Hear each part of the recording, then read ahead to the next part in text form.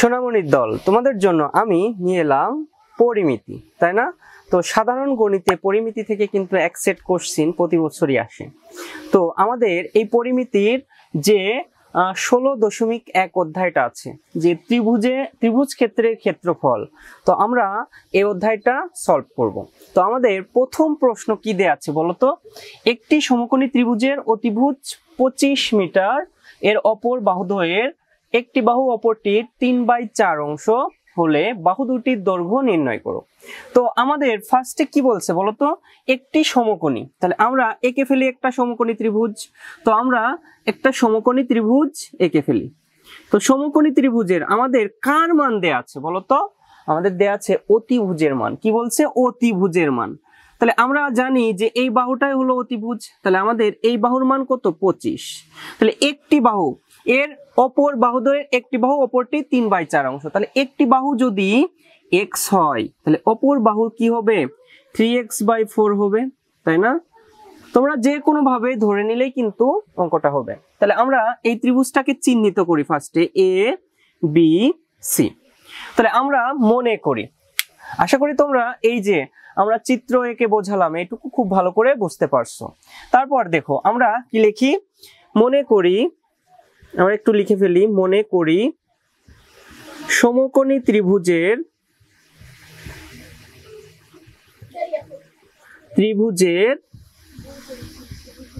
আমাদের অতিভুজ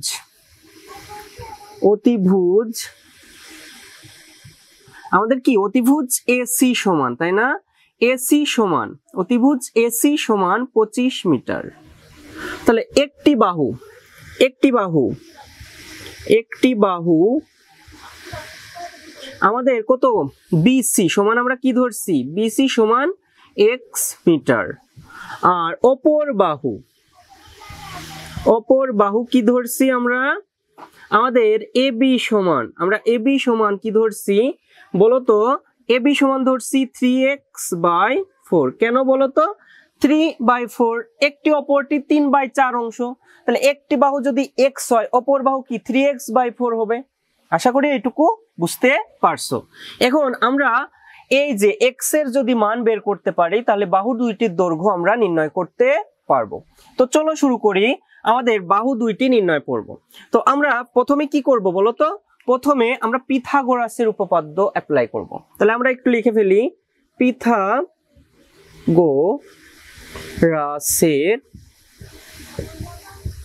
উপপাদ্য অনুসারে, তাই না? তাহলে সমকোণী ত্রিভুজের ক্ষেত্রে কিন্তু বাহুগুলোর মান বের করার জন্য মনে রাখবা পিথাগোরাসের উপপাদ্য অ্যাপ্লাই করতে হবে, ঠিক আছে? অবশ্যই সমকোণী ত্রিভুজের ক্ষেত্রে। তাহলে আমরা কি লিখতে পারি? অতিভুজ স্কয়ার, তাই না? অতিভুজ স্কয়ার সমান ভূমি স্কয়ার প্লাস লম্ব স্কয়ার, তাই না? লম্ব স্কয়ার। তাহলে অতিভুজ স্কয়ার মানে কি? অতিভুজ কত বলতো? 25 এর অল স্কয়ার। ভূমি কত? x এর স্কয়ার প্লাস আমাদের লম্ব কত? 3x/4 এর অল স্কয়ার। তো আশা করি এই লাইনটা খুব ভালো করে বুঝতে পারছো। এখন আমাদের 25 গুণ 25 করলে কত হয় বলতো? আমরা একটু ক্যালকুলেটর নেই। 25 গুণ 25 করলে আমাদের হচ্ছে 625। আমাদের কত হচ্ছে বলতো? 625 equal to x square plus আমাদের 3 3 কত বলতো? 9x square, 4 4 16। তো আশা করি এইটুকু তোমরা বুঝতে পারছো। এর পরবর্তীটুকু কি হবে বলতো? আমাদের এর পরবর্তীটুকু আমরা 625 কে রেখে দিলাম, আমাদের 16টাকে লসাগু করলাম, ঠিক আছে? তাহলে 16x স্কয়ার প্লাস আমাদের 16 16 চলে গেল, তাহলে কি 9x স্কয়ার। আশা করি এইটুকু বুঝতে পারছো। এরপর 16 সাথে যদি আমি 625 এর গুণ করি, আড়াআড়ি গুণ করি, 16 গুণ 625, তাহলে কত হচ্ছে? আমাদের 10,000 হচ্ছে। এখানে কত বের হচ্ছে? 10,000, ঠিক আছে? আর ওই পাশে কি 16 আর 9 কত? 25x স্কয়ার, ঠিক আছে?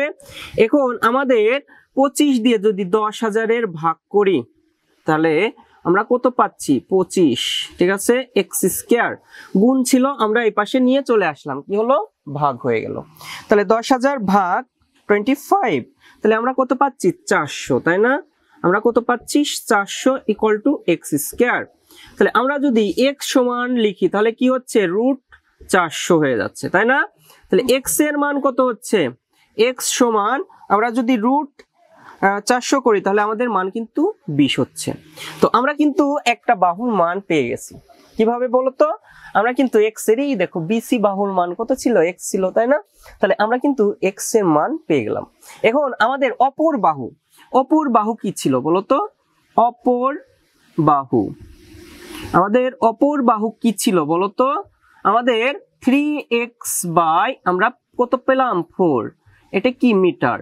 তাহলে আমরা যদি মান বসাই তাহলে 3 ইন্টু আমরা কি 20, এক্স এর মান পাইছি কত 20 বাই 4, 4 পাঁচা কত বলতো? 4 পাঁচা 20, তাহলে 3 পাঁচা কত 15, আমাদের কিন্তু মিটার অপর বাহুর দৈর্ঘ্য। তো আমাদের অপর দুই বাহুর দৈর্ঘ্য আমরা কত কত পেলাম, অতএব অপর দুই বাহুর দৈর্ঘ্য কত কত মিটার বলতো? 20 মিটার এবং 15 মিটার। তো আশা করি তোমরা 1 নম্বর অঙ্কটা ত্রিভুজ ক্ষেত্রের ক্ষেত্রফল 16.1 এর 1 নম্বর অঙ্কটা বুঝতে পারছো। তো আমি আবার তোমাদের সুবিধার জন্য রিক্যাপ করে দিচ্ছি। বলতো কি বলছে? একটি সমকোণী ত্রিভুজ এঁকে ফেলছি যার অতিভুজ ছিল 25, একটি বাহু অপর বাহুর 3/4 অংশ ছিল। তাহলে এক বাহু যদি x হয় তাহলে অপর বাহু কি হবে 3x/4 হবে, তাই না?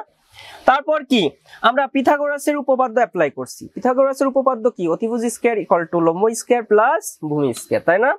তো আমাদের সেইটাই কিন্তু আমরা এখানে অ্যাপ্লাই করে দিলাম। তো তারপর কি করছি? মান বসাইছি। অতিভুজের মান ছিল কত বলতো? 25, ভূমির মান ছিল x, এর উপর স্কয়ার ছিল x স্কয়ার প্লাস 3x/4 এর অল স্কয়ার। তাহলে এরপর কি 25 কে আমরা কি করছি 625, মানে 25 গুণ 25 করছি। আমরা কি করছি 25 গুণ 25 করছি। 25 গুণ 25 কত পাচ্ছি 625 পাচ্ছি, তাই না? এরপর কি 3 গুণ 3 কত?